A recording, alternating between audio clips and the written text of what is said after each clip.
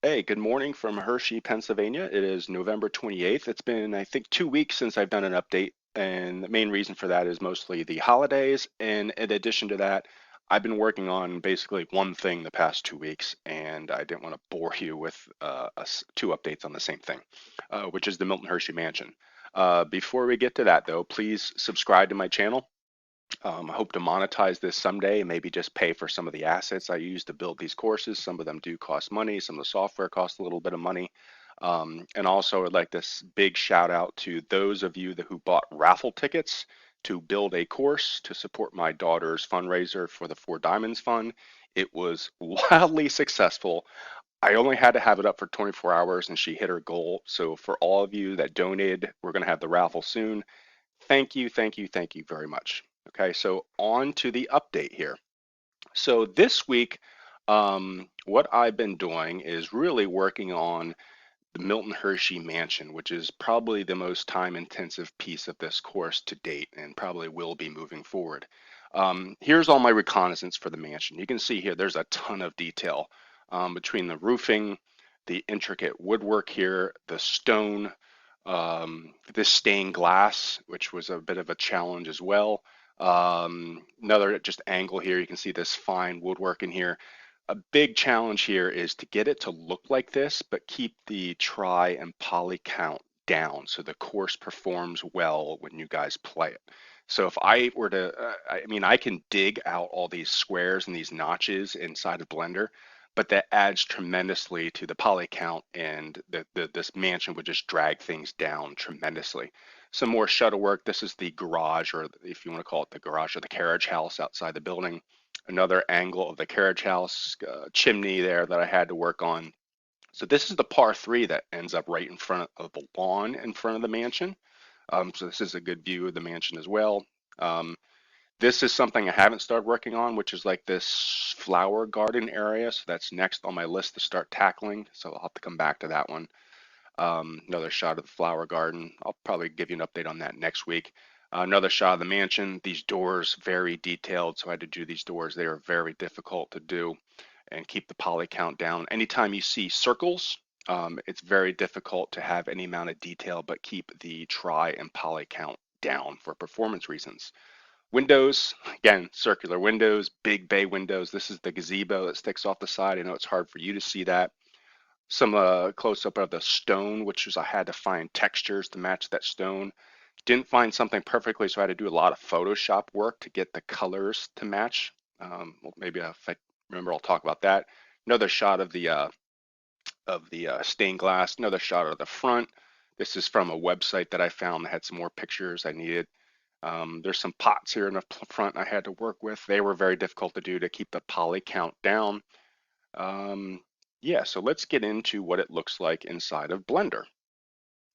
So inside of Blender, here is the finished house. Now, you have to understand that in Blender, it's all about shapes, textures, not necessarily color. I'll finalize the color once it gets into Unity. Oh, excuse me. But you can see here the pots. Um, I kind of tricked you guys. You can see the woodwork up here, and you're like, wow, it looks just like it. This is actually, what I did is I created an image. And if you zoom in really close, you'll see that this is actually not 3D. It's actually just an image there. But hey, when you're playing on the course, you're looking at it from, way back here, and it looks fine. Now, if you zoom in and you look really close, you'll see that this is actually fake, but that's fine, right? That works. And you can see I put a lot of detail into this, more than I should have, because when I come back here, a side of the house you're never going to see in the course, but I decided to do it anyway, is the stained glass. All right. So what I was able to do was find some pictures online of this stained glass, and what I had to do is they were angled and warped though, so I had to take them in the Photoshop, and you can see that it's not perfect, and kind of unskew these in order to place them in here. Um, and I had to do that via some UV mapping, which is a technique to put overlays on shapes inside of Blender. You can see I did some really cool keystone work here. I had to put some lines on there so they stand out and you can see them a little bit better. This texture that you see here, the stone, that's not the final. You'll see it inside. This was too black and white and a little bleh. So you'll see in Unity, I tweaked it a little bit. We'll go into Unity here in a second.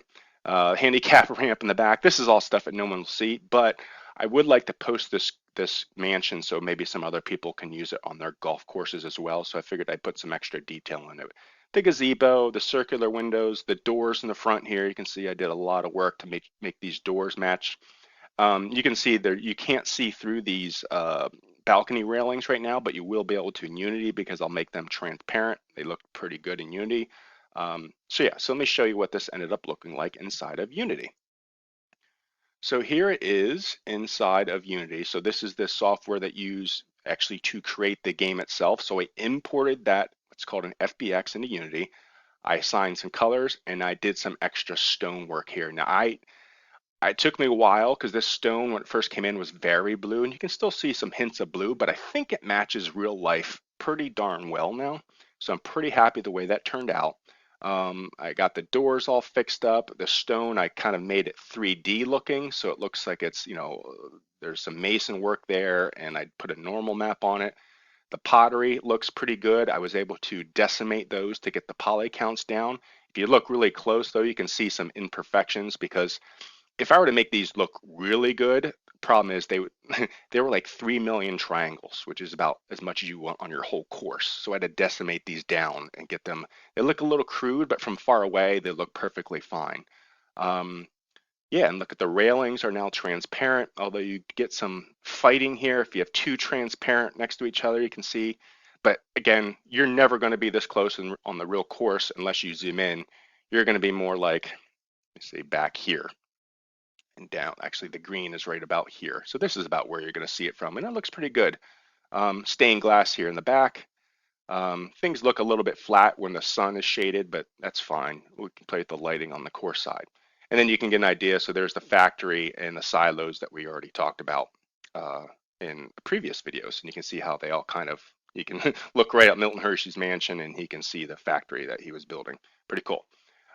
Some other thing that I started this week, and we'll end the video after this, is the Kissing Tower. Let me show you just, if you're not familiar with the Kissing Tower, where is it? Here it is. So this is the Kissing Tower in Hershey. Lots of pictures of it. It's basically the ride that you go up and it spins as it goes to the top. And it's like 75 meters tall. I'm not sure what that is in feet, several hundred feet. But here it is. It's not done yet. Still working on it. But you can see here, this is the part that people get in.